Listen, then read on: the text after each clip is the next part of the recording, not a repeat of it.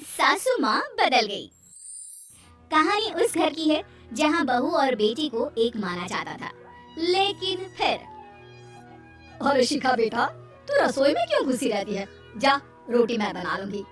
नहीं नहीं माँ जी, आप बैठिए, बस सारा खाना बन ही गया है। श्वेता को बोल देती हूँ, वो खाना लगा देगी सबका। सॉरी भाभी, मेरे पास वक्त नहीं है। माँ, मुझे पैसे देना, पार्लर जाना है। हाँ हाँ चली जाना, भाभी को भी ले जाना।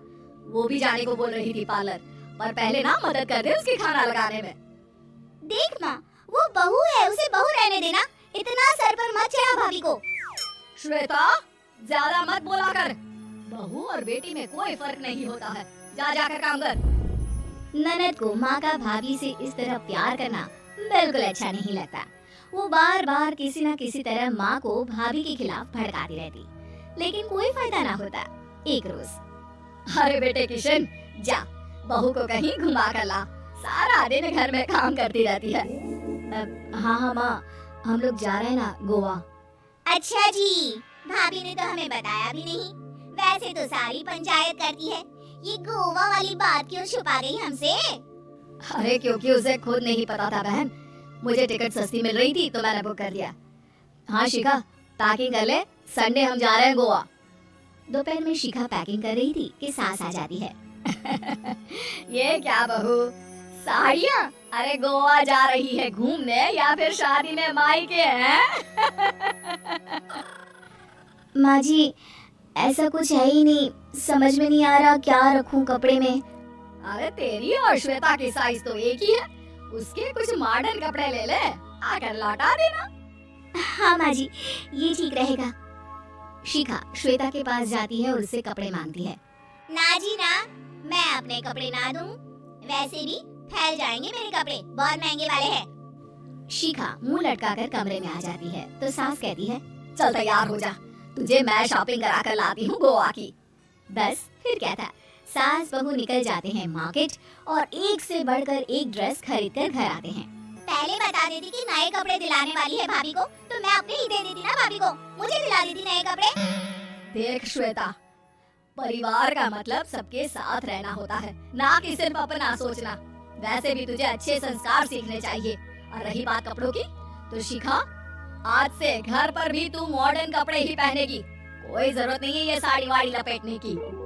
क्या था, घर पर श्वेता और शिखा एक जैसे रहते। एक बार पड़ोसन आती है। अरे बेटा, अपनी माँ को तो बुलाना, जरा बात करनी है। शिखा सास को बताती है और रसोई में चली जाती है। ये आपकी बेटी बहुत बड़ी हो गई है, इसके लिए एक रिश्ता है, कहो तो बता दूं।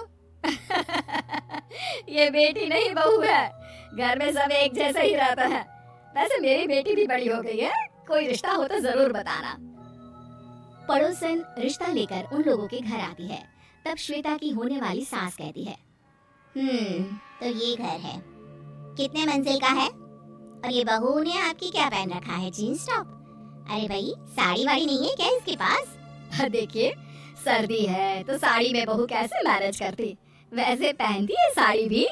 देखिए, हम लोग ठहरे पैसे वाले लोग, कोई कमी नहीं है हम लोगों के पास पैसों की, बहुत पैसे हैं, जमीन, नौकर, चाकर, कार, सब कुछ है, लेकिन घर में संस्कारी बहू चाहिए। समझ रही है ना आप?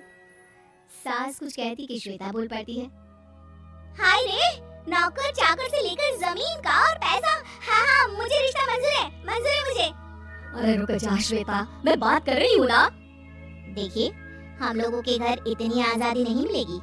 अरे हाँ कर देना माँ, हाँ कर दे जल्दी से। सास क्या करती, बेटी की शादी ऐसे घर में कर देती है जहाँ ना उनके विचार मिलते हैं और ना ही आचार। शादी के बाद एक रोज फोन पर, श्वेता बेटा, एक बार घर आ जा, बहुत दिल करता है तुझे देखने का। माँ, वो घर पर बहुत काम होता है, कैसे आऊँ? बड़ा घर है, लेकिन आने जाने वालों की लाइन ही लगी रहती है। बेटा, मैं तो जानती थी उस घर का हाल, लेकिन तू ही नहीं मान रही थी। माँ देख, हर घर का यही हाल है। तेरी बेटी को यहाँ घूंघट हटाने की परमिशन नहीं है और एक तरफ भाभी स्कर्ट पहनकर घूम रही है। बेटा, मुझे क्या पता था कि मेरी बेटी को ससुराल के नाम पर पिंजरा मिल जाएगा। अच्छा माँ, फोन रखती हूँ, सास को गर्मा गर्म रोटी खिलानी है। तुम लोगों की तरह नहीं कि एक रोटी बनाओ, एक सब्जी बनाओ, फिर सारा दिन फ्री होकर घूमो। सास फोन तो रख देती है, लेकिन सोच में पड़ जाती है कि एक तरफ बेटी जिसे कोई आजादी नहीं, वहीं दूसरी तरफ बहू जिसे देखकर लगता ही नहीं कि उसकी शादी भी हुई है। अगले रोज। शिखा, अरे ओ शिखा। हाँ माँ, क्या हुआ? कुछ चाहिए आपको? मैं जिम जा रही थी। जिम के कपड़ों में बहू को देखकर सास को घूंघट में अपनी बेटी का ख्याल आता है। देख बहू, घर में बहू की तरह रहा कर। इतने टाइट कपड़े पहनकर जिम जाना पसंद नहीं मुझे। जा जाकर रोटी बना। रोटी? माँ, अभी तो शाम के 6 बजे हैं, इस वक्त रोटी? अब क्या मेरे खाने पीने पर भी पहरा है? अरे जब मर्जी तब मैं अपने घर में खा भी नहीं सकती क्या? बहू को अजीब लगता है।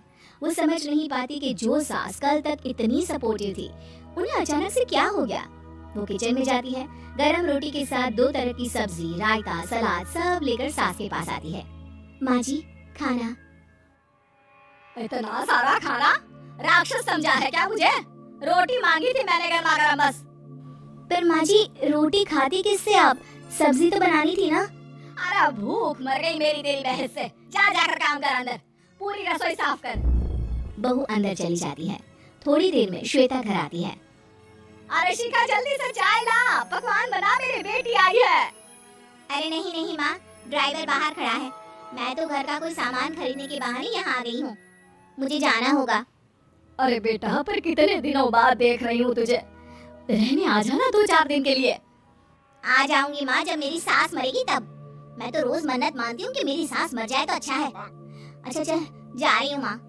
हे भगवान, कैसे कैसे दिन देखने पड़ रहे हैं मेरी बेटी को। सास अंदर जाती है, जहाँ श्वेता की जिम वाली सहेली का फोन आया होता है। क्या बात है, आज जिम नहीं आई? अरे पता नहीं यार, आज माँ को क्या हो गया अचानक। पर खैर कोई नहीं, लगता नहीं कि मैं अब जिम आ पाऊंगी। शिखा स्पीकर पर बात कर रही थी, जिसे सास सुन रही थी। यार ये सास ना होती ही ऐसी है। मैं तो कहती हूँ बुढ़िया जल्दी मरे और तू आराम से जिए। शिखा को सहेली की बात पर गुस्सा आ जाता है। माँ के मरने की कौन सा बच्चा दुआ मांगता है मोहिनी? आगे से ऐसी बात मेरे सामने मत करना। हमारे घर की शोभा ही माँ है। क्या हुआ जो थोड़ी शक्ति दिखा रही है? उसमें भी कोई ना कोई उनकी भलाई ही होगी। मैं तो कहती हूँ भगवान मेरे जैसी सास सबको दे, जो सिर्फ माँ की तरह है। सास वाली तो कोई बात ही नहीं है उनमें। सास ये बात सुन रही थी। उनकी आंख में आंसू आ जाते हैं कि क्यों वो बेटी की किस्मत में बहू को भी भागीदार बना रही थी। शिखा, अरे ओ शिखा, क्या हो गया? जिम नहीं जाना क्या?